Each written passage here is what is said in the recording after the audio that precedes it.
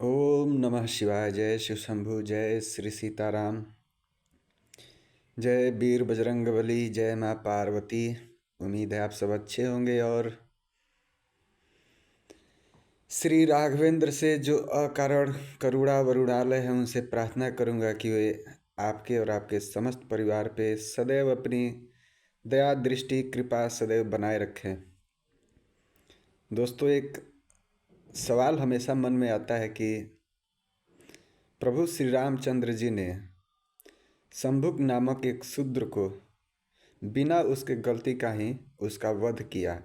ये हमेशा विवाद में उठता रहता है कि जो भगवान है, सब चीज़ जानने वाले हैं, उन्होंने शंभुक जो शूद्र था उसका वध बिना किसी गलती से किया। मैंने भी इस पे बहुत सारा अध्ययन किया। वही श्री रामचंद्र जी एक शूद्र का बिना वजह का वध कर दिए। जिस श्री राम मंदिर के 500 साल इतने परिश्रम के बाद आज मंदिर बना और उस मंदिर में लाखों की संख्या में लोग जा रहे हैं। उस मंदिर में कोई नहीं पूछता कि कौन किस वर्ण से है, किस प्रथा से है, किस संप्रदाय से है। कोई नहीं पूछता कि जो मंदिर में जा रहा है वो मांस खाता है या नहीं खाता है, वो लहसुन प्याज खाता है या नहीं खाता है। कुछ नहीं पूछा जाता। जाति भी नहीं पूछी जाती, कोई वर्ण नहीं पूछी जाती। और लोग जाते हैं, दर्शन करते हैं, प्रसाद लेते हैं उसी ब्राह्मण से जो साधु है वहाँ पे, उससे टीका लगवाते हैं, सब चीज़ करते हैं।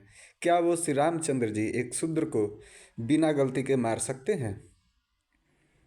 क्या वह श्री रामचंद्र जी जो माता सबरी के जूठे फल खाए, जो भिलनी थी, आदिवासी थी, उसके जूठे फल खाए, क्या वो श्री रामचंद्र जी एक शूद्र को बिना गलती के मार सकते हैं? वह श्री रामचंद्र जी जो निषाद राज को जब तक अयोध्या में राज्य किए तब तक अपने राज्य में सिंहासन दिया, उन्होंने एक पद दिया और वहाँ पे हमेशा निषाद राज बैठे रहते थे।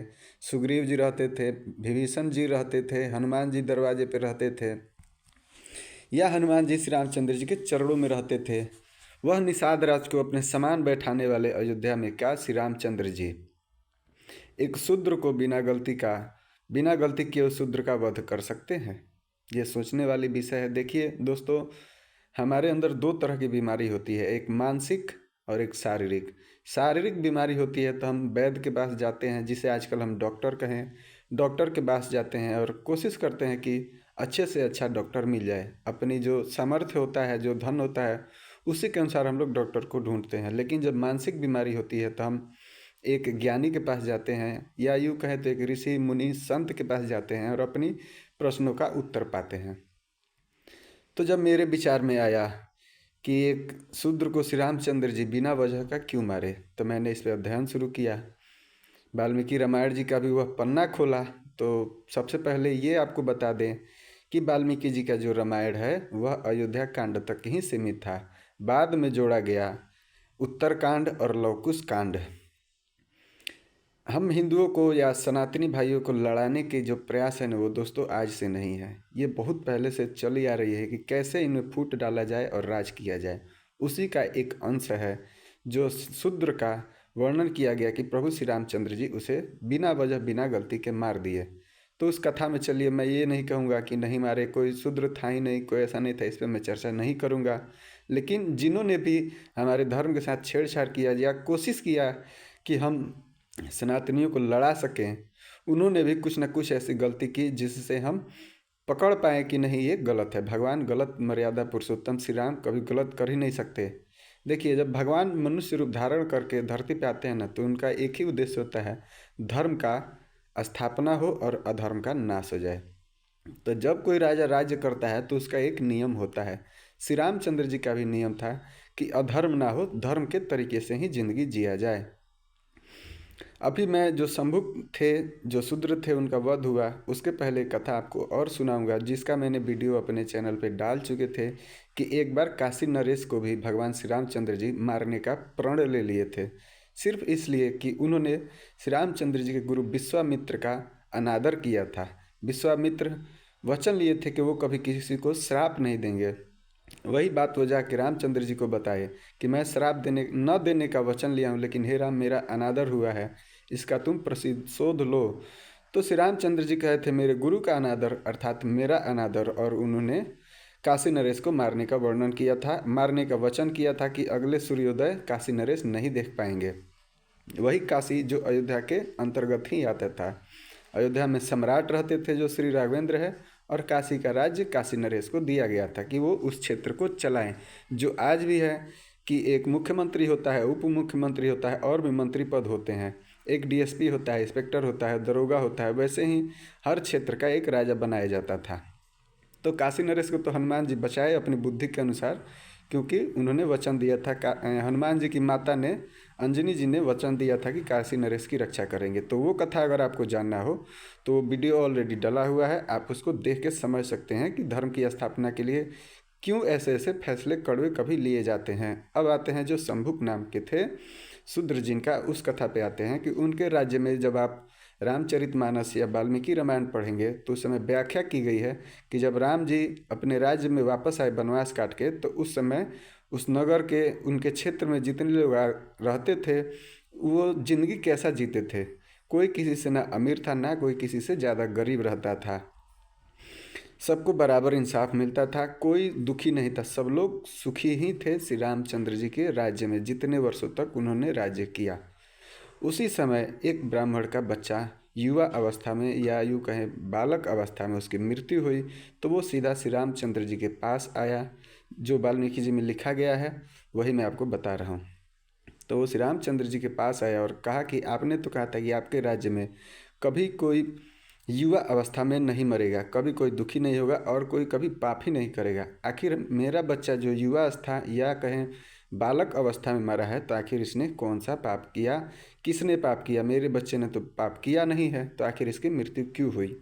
तो जब रामचंद्र जी इसके संज्ञान लेने के लिए चले कि आखिर क्या कारण है कि मेरे राज्य में एक बालक अवस्था में एक ब्राह्मण का लड़का मरा हुआ है, तो नारद भगवान उनसे बोले कि एक शूद्र है जो तपस्या कर रहा है, और इस युग में शूद्र का तपस्या करना उचित नहीं है। कलयुग में कर सकता है, लेकिन राम युग में, इस युग में वो नहीं करेगा। तो राम जी बोले कि चल के देखते हैं कि शूद्र कौन है, तपस्या क्या कर रहा है, किस उद्देश्य से कर रहा है। तो उन्होंने जब गए पुष्पक विमान से, तो देखे एक पेड़ पे उल्टा लटक कर एक कोई तपस्या कर रहा है। तो उन्होंने जाके परिचय पूछा, तो उन्होंने कहा कि मेरा नाम शंभुक है और मैं शूद्र हूँ। तो पूछे ठीक है, आप तपस्या किस उद्देश्य से कर रहे हैं? आप उस तपस्या को छोड़ दे जो आपका उद्देश्य है, अगर वो उचित है तो मैं ही आपको दे दूंगा। तो जो शूद्र थे शंभुक जी, उन्होंने कहा कि मुझे अपने शरीर के साथ स्वर्गलोक में जाना है, यही स्वर्गलोक में शरीर के साथ जाना है। एक बार आप और जानते होंगे कि रावण ने भी ये वचन दिया था कि मेरे ही राज्य में कोई बालक अवस्था में नहीं मरेगा, और दूध की नदियाँ बहेंगी, और स्वर्ग तक डायरेक्ट सीढ़ी का रास्ता बनेगा। तो ये चीज़ है जो धर्म के विपरीत है, अर्थात एक तो ये मृत्यु लोक है, यहाँ मरना सबको तय है। तो वही जो रावण सोचा था कि स्वर्ग तक सीढ़ी बना दूं मैं अपने राज्य में जब तक मैं शासन करूं। तो अब आपको एक बात मैं पूछना चाहता हूं कि आप बताइए, दो जगह है, एक जगह स्वर्ग जैसा है धरती पे ही, और एक जगह नर्क जैसा है। कहने का तात्पर्य ये है कि एक जगह है जहाँ पाप नहीं होते, अपराध नहीं होते, सारे अच्छे काम होते हैं, और एक जगह है जहाँ पे मांस, मदिरा, दुराचार, अधमता, ये सारे तापसी काम होते हैं। और कोई बोले कि स्वर्ग में अब जो अच्छी जगह है वहाँ कोई भी आ सकता है, जा सकता है। तो जब ये गलत काम करने वाले चले जाएंगे उस अच्छे काम जगह करने वाले, तो क्या वह जगह अच्छा रहेगा? नहीं रहेगा। अगर स्वर्ग में सीढ़ी बन जाए, सारे राक्षस लोग जो तपस्या करते हैं, ये करते हैं कि भगवान मिले, उनसे वरदान लो, उन्हें ज़रूरत ही नहीं पड़ेगा, वो डायरेक्ट ही स्वर्ग में चले जाएंगे। और स्वर्ग में जाएंगे तो उनका आचरण कैसा है? अगर बुरा आचरण है तो स्वर्ग भी गलत हो जाएगा, और स्वर्ग से जो अच्छे लोग भाग के आ जाएं जहाँ, तो वही जगह स्वर्ग हो जाएगा। अर्थात स्वर्ग और नर्क वहाँ पे रहने वाले लोगों पे ही डिपेंड करता है। इसलिए धर्म की स्थापना के लिए भगवान राम को रावण को भी मारा। रावण के लाखों पुत्र थे और उनके नाती भी लाखों थे। अगर रावण ब्राह्मण है तो उनके पुत्र भी ब्राह्मण हुए, और उनके जो नाती हुए वो भी ब्राह्मण हुए। भगवान राम ने ब्राह्मणों को भी मारा, लेकिन कोई ब्राह्मण आवाज़ नहीं उठाया कि एक क्षत्रिय ने ब्राह्मण को मारा। क्यों? क्योंकि धर्म की स्थापना के लिए भगवान मारेंगे कोई भी गलत कार्य होगा तो। उसी प्रकार जब उन्होंने पूछा शूद्र से कि तुम जिंदा शरीर क्यों जाना चाहते हो, तो उसे कहा कि अभी तक कोई नहीं गया, मुझे जिंदा शरीर ही गया है। तो भगवान ने कहा यह धर्म के विरुद्ध है, तुम तपस्या करो कि मुझे वैकुंठ मिले, ब्रह्मलोक मिले, शिवलोक मिले, गौलोक मिले। ये लोक की तपस्या करो, भगवान को खुश करो, वो तुम्हें मृत्यु प्रांत तुम्हें भेज देंगे। लेकिन उस जो शंभुक थे उन्हें जाना था शरीर के साथ ही। तो वही प्रभु श्री राम बोले कि ये धर्म के विरुद्ध है, मैं तुम्हें बैकुंठ भेजूंगा लेकिन मरने के बाद। और प्रभु श्री रामचंद्र जी ने शूद्र को वहाँ पे मारा और मारने के बाद वही शूद्र बैकुंठ चला गया। लेकिन आज के कलयुग में कैसे हम हिंदुओं को, हम सनातनियों को आपस में लड़ाया जाए, इस उद्देश्य से इस बात को हमेशा फैलाया जाता है कि भगवान श्री रामचंद्र जी ने बिना गलती किए ही शूद्र को मार दिया। लेकिन उद्देश्य भगवान जब धरती पे आते हैं तो उनका उद्देश्य एक ही होता है कि धर्म की स्थापना बनी रहे। अर्थात ये मृत्यु लोक है, यहाँ पे आना है तो आपको मरना है, मरने के उपरांत आपकी क्या गति होगी ये हमारे कर्म पे निर्भर करता है। इसलिए भगवान ने मारा। अगर आपको ये चीज़ समझ आ गया हो तो आप जानिए कि राम जी ने ब्राह्मणों को भी बहुत मारा। और उसी रामायण में वो बोलते हैं कि ब्राह्मणों को रक्षा करने के लिए मैं हमेशा तत्पर रहूँगा। उसी में कहे थे कि हम गौ ब्राह्मण औरत इन लोगों पे हम लोग हथियार कभी नहीं उठाते। वही श्री रामचंद्र जी ने कहा था, लेकिन उन्होंने रावण को मारा जो ब्राह्मण था। तो उसके पीछे कारण ये है कि रावण ब्राह्मण नहीं था, रावण ब्राह्मण कुल में पैदा हुआ था। किसी कुल में पैदा होना और कर्म करना दोनों में फ़र्क है। अगर मैं ब्राह्मण कुल में पैदा हुआ हूँ लेकिन मेरा कार्य अगर ब्राह्मण जैसा नहीं है तो मैं ब्राह्मण नहीं हूँ। मैं ये कहा जा सकता हूँ कि मैं ब्राह्मण कुल में पैदा हुआ हूँ लेकिन मैं ब्राह्मण कहलाने के अधिकारी नहीं हूँ। अगर कोई शूद्र कुल में पैदा होकर अच्छे कर्म करता है, ग्रंथों को पढ़ता है, ज्ञान लेता है, वेद पढ़ता है, तो शूद्र कुल में है लेकिन वह शूद्र नहीं है, वो ब्राह्मण हो जाता है। फिर हमारे जो वाल्मीकि जी थे वो पूजनीय है, पूरा रामायण उन्होंने लिखी, साक्षात लिखी, इतने ज्ञानी थे लेकिन वो ब्राह्मण नहीं थे, उनका कर्म ब्राह्मण वाला था। वही चीज़ है, आप कर्म पे विश्वास कीजिए। कुल जो है वो आप पैदा हुए हैं, वो कुल के नाम से आप जाने जाएंगे। रावण ब्राह्मण कुल का था, ब्राह्मण का नहीं था, वो उसका काम ब्राह्मण नहीं था, वो तापसी था। मांस मदिरा, अगर वो ब्राह्मण होता तो माता सीता का हरण नहीं करता, तो रावण ने उसे मारा और कोई पाप नहीं है। वैसे ही अगर आप शुद्ध हैं तो आपको ये चीज़ ज्ञान लीजिए और आज इस चीज़ को समझिए कि भगवान को प्रसन्न करें, अच्छे कर्म करें। अच्छे कर्म करेंगे तो भगवान प्रसन्न होकर हमें वैकुंठ दें, ब्रह्मलोक दें, शिवलोक दें, गौलोक दें। जो लोक चाहिए वो भगवान देते हैं। लेकिन ये मृत्यु लोक है, मरने के बाद ही हमें वहाँ जाना है। और यही जो शंभुक थे वो उन्होंने नहीं किया था, उन्होंने कहा था मैं जिंदा ही स्वर्ग जाना चाहता हूँ। तो वही भगवान की नहीं, तुम मर के जाओगे, स्वर्ग नहीं, अब तुम बैकुंठ जाओगे, अर्थात मेरे लोक में तुम चलोगे लेकिन मरने के बाद।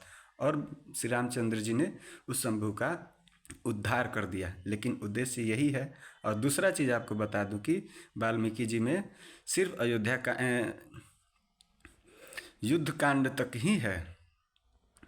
युद्ध कांड के बाद ये जो उत्तरकांड है और ये लवकुश कांड है ये अलग से जोड़ा गया है। और हिंद सनातनियों को तोड़ने का प्रयास बहुत पहले से ही चला आ रहा है।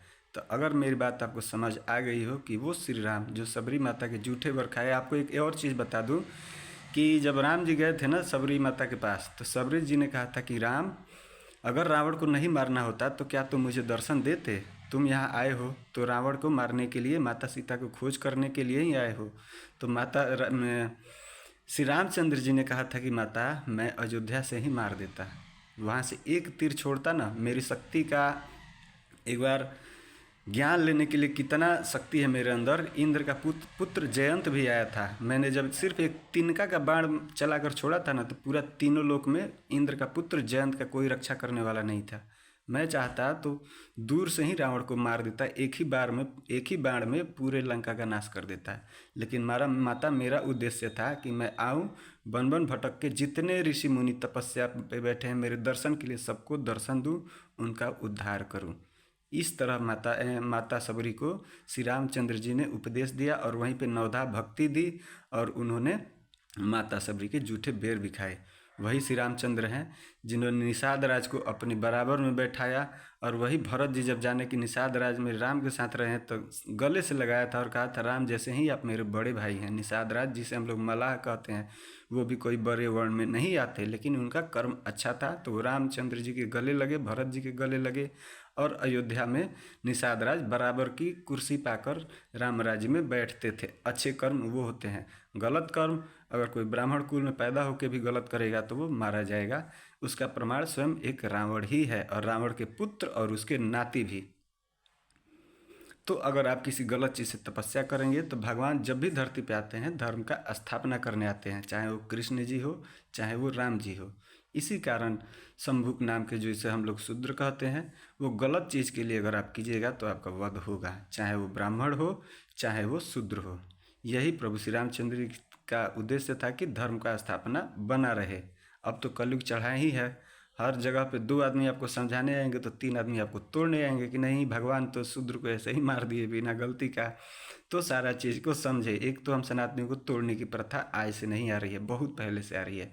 ऐसे ही नालंदा विश्वविद्यालय के किताबों को नहीं जलाया गया। अगर वो किताब नहीं जला होता तो आज हम लोग विश्व गुरु पहले से ही रहते, किसी को कहने की ज़रूरत नहीं थी। और जब पहले हम विश्व गुरु ही थे, जब हमारे कुछ ज्ञान को जला दिया गया तब आज हम आपस में लड़ते हैं और सब चीज़ को करते हैं। तो अगर आपको समझ आ गया हो कि जो शंभु जो शूद्र जिसे हम लोग कहते हैं उसका वध श्री रामचंद्र जी ने क्यों किया, क्योंकि वह जिंदा ही स्वर्ग जाना चाहता था, मृत्यु लोक में कोई नहीं जाएगा। एक कथा आपको और बता देता हूँ रामायण से ही, ताकि आपको समझ आ जाए कि भगवान श्री रामचंद्र जी कितने करुणामय है। जब सारी लंका पे जब विजय पा लिए थे ना श्री रामचंद्र जी, तो जितने राक्षसों को उन्होंने मारा था उस सारे राक्षसों को रावण समेत छोटे छोटे भी जो राक्षस थे ना, सबको प्रभु श्री रामचंद्र जी ने बैकुंठ अपने बैकुंठ में भेजा था, ये लिखा हुआ है।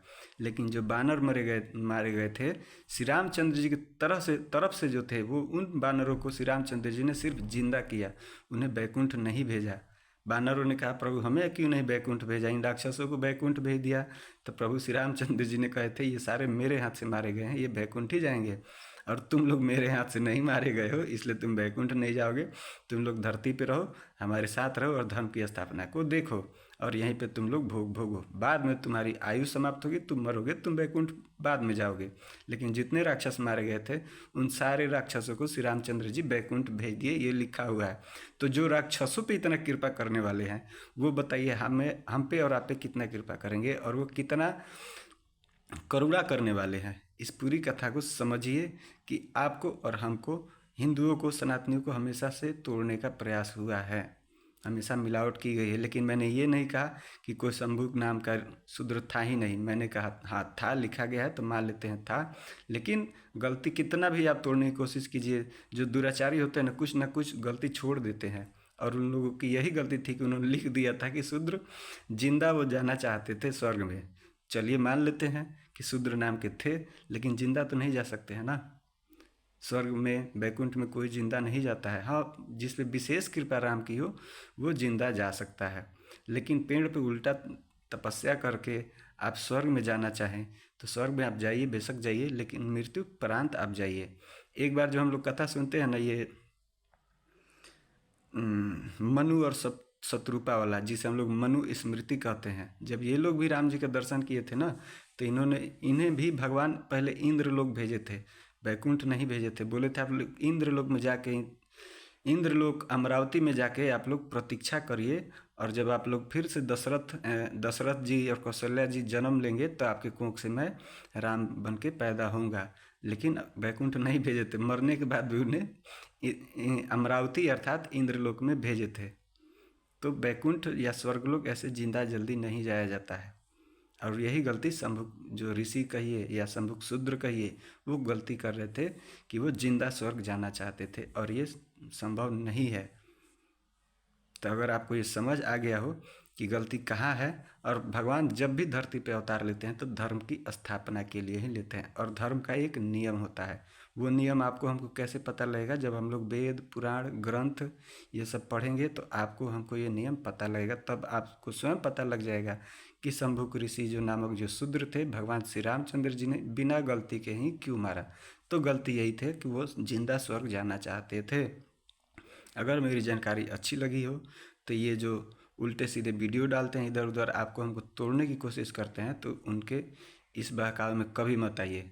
भगवान जो सबरी माता के जूठे बेर खा सकते हैं, जो निषाद राज को गले लगा सकते हैं, जो अपनी बराबरी में बैठा सकते हैं, वो भगवान कभी गलत नहीं हो सकते।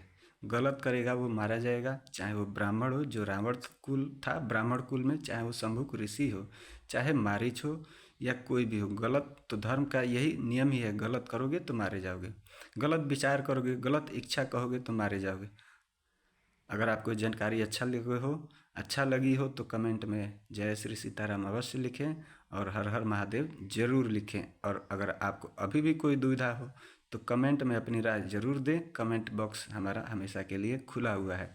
तो आज के लिए इतना ही। जय जय श्री सीताराम।